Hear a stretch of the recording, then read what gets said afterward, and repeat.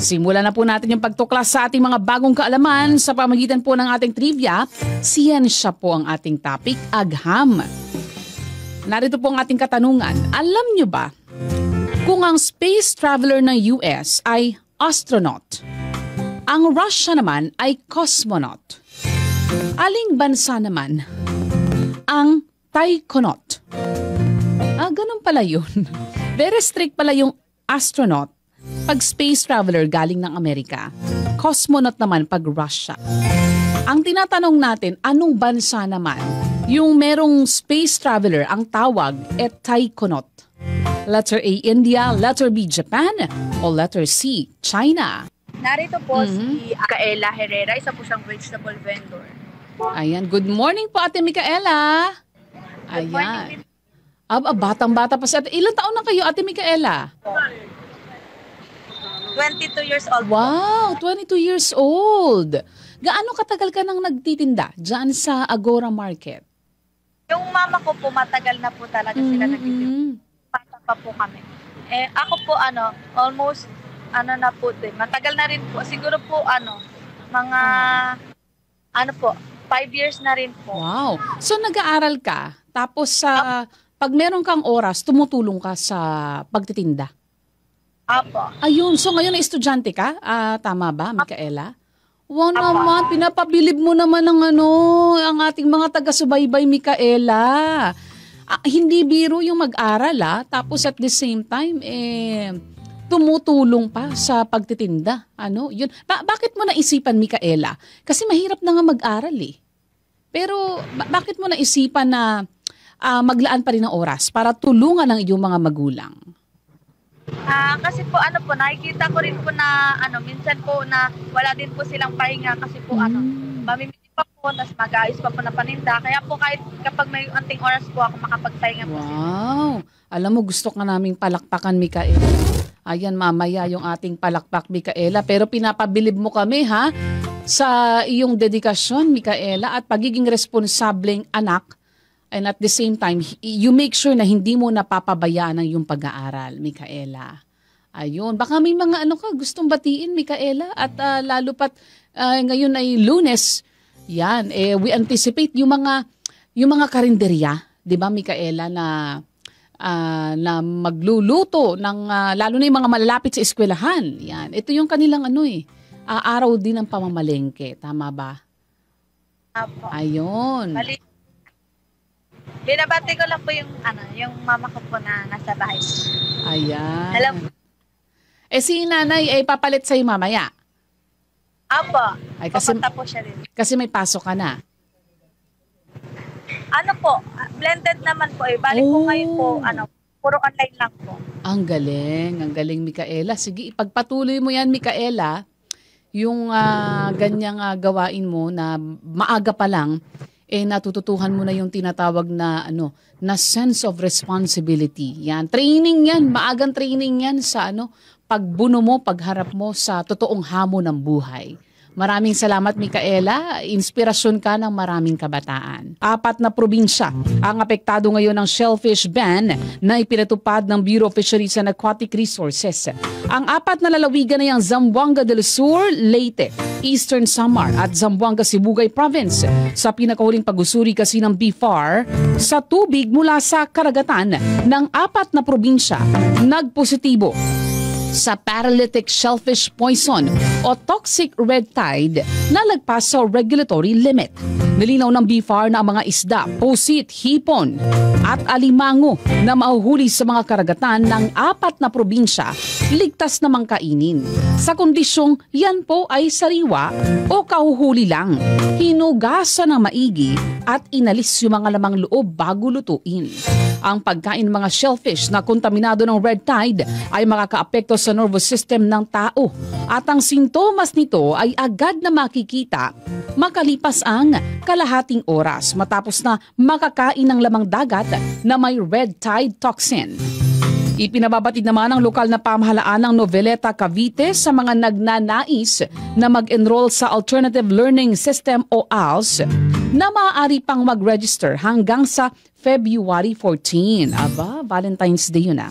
Sa mga interesado po dito sa ALS program o ALS program, magtungo lamang po sa ALS Building sa likod ng Pacifico Aquino Elementary School sa Barangay San Rafael 3 ngayong Lunes hanggang Biyernes, alas 9 ng umaga hanggang alas 4 ng hapon. At hanapin po sina Ma'am Susana Alvarez Aban at Ma'am Eunice Velasquez. Sino-sino po yung mga pwedeng mag-enroll dito po sa ALS program? Yung mga nasa Basic Literacy Program o yung BLP, elementary level na 14 years old and above, junior high school level na edad 16 o mas mataas pa. Ang dokumentong kailangan ako napakasimple lamang po, dalhin yung photocopy ng inyong PSA, birth certificate. Hindi pa huli ang lahat ha.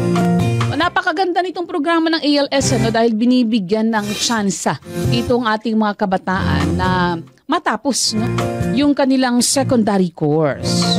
Hindi pa uli ang lahat para abutin po ang inyong pangarap. Sa tulong po yan syempre ng ALS program. Yan. Happy birthday to you. Bawal ang iba syempre. Happy birthday, happy birthday to you. Ilang taon ka na ba, Nikki? Happy birthday dun sa ating masipag na production staff dito po sa D1. Ayan. Kaya tayo nakakausad sa ating programa ng maayos. Ang laki ng tulong ni Nikki. Nikki, thank you very much sa lahat ng iyong suporta dito sa programang Morning Chill. Ayan. Ilang taon na ba si Nikki? 24. Anyway, ay, ganun baliktad ba? Hindi, 24. Aba, enjoy your day, Nikki, at be a blessing to others.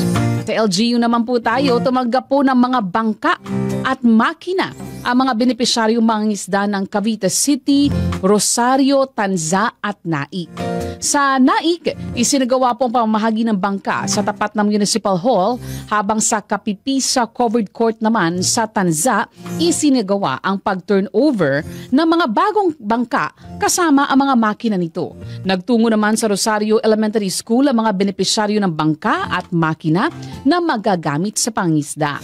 Habang sa Unlad Pier, Barangay 62-A, ipinamahagi ang tulong para sa mga mangingisda ng Cavite City.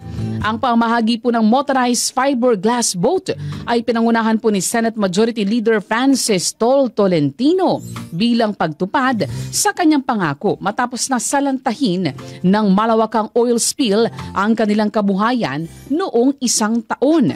Katuwang po ang Bureau of Fisheries and Aquatic Resources o BFAR ng Department of Agriculture sa pamahagi po ng motorized fiberglass boat. Layon po nito siyempre na maiangat ang kabuhayan ng sektor ng pangisdaan sa Cavite. Ang mga bangka ay mayroon din pong tinatawag na transponder para po siguruhin ang lokasyon at kaligtasan ng mga mangisda habang sila ay nasa laot. Bukod sa mga bangka na ibinigay sa 4 na lokalidad, namahagi rin ng Sustainable Livelihood Program Assistance sa organisasyon ng mga mangisda sa bayan ng Talisay, Batangas sa pagkikipagtulungan po yan ng Department of Social Welfare and Development.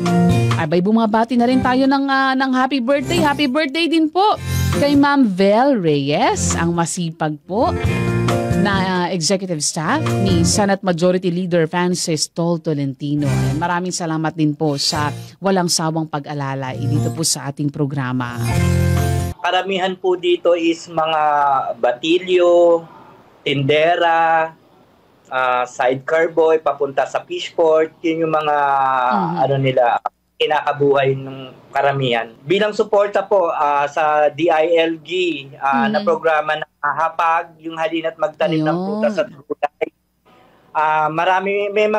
Kulang po kami sa space dito, kaya lang nag-ikot po kami, naghanap kami ng pwedeng paglagyan ng mga tanim po dito na prutas at gulay. Ayun, kasi nga dagat ang meron kayo dyan kape, di ho ba? Opo. Opo, kaya medyo kulang sa space. Paano ginawa niyong paraan para magkaroon kayo ng espasyo na mapagtataniman? Meron po akong kinausap na isang private company dito sa may amin. Yung labas po nila is mahaba and ang mga nakalagay is puro damo. Nililinis po namin yung pagka nagki-clean up drive kami weekly. And kinausap ko po yung may-ari ng company and tinanong ko kung pwedeng imbis na lagi namin nililinis yung mga damo, palitan na lang namin ng prutas at gulay. And pumayag na po siya. Kaya ngayon po, nag-aani na kami doon. Wow! Sinong mga beneficiary, Kap, ng mga aning gulay? Dito po, yung mga constituent po. Aha.